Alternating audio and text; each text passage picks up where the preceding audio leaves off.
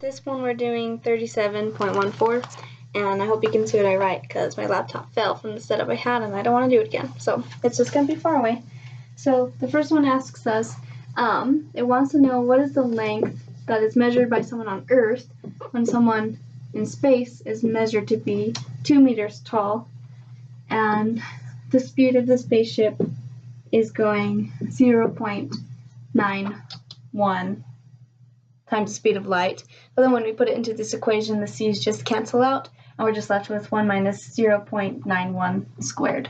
And then we're going to go ahead and just solve for that L by plugging in the numbers, and we get that the length that the person on Earth sees the person in the spaceship to be is 0.83 meters.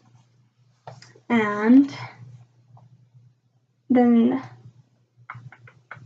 it asks us if the person on Earth saw the person in the spaceship to be 2 meters tall, then how tall would the actual person in the spaceship have to be?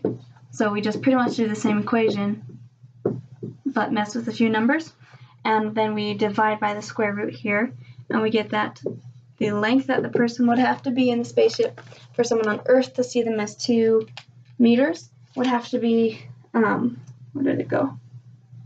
4.82 meters, which is not something that could happen, because that would mean that person is 15 feet tall. So we know that that's not right if that's what you get. So then the last part of this question is saying, now if the person being measured, usually, I mean, before they were laying down this way when they were measured, but I can't see my marker at all. Okay, so they were laying down parallel to the way that the spaceship was going to the Earth.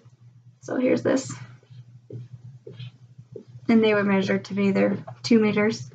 And it says if the same person who's 2 meters tall was standing up when they were measured, and they were still found to be 2 meters tall, then how tall would someone on Earth see them to be? And it would still be 2 meters because they're not traveling in that direction with the spaceship.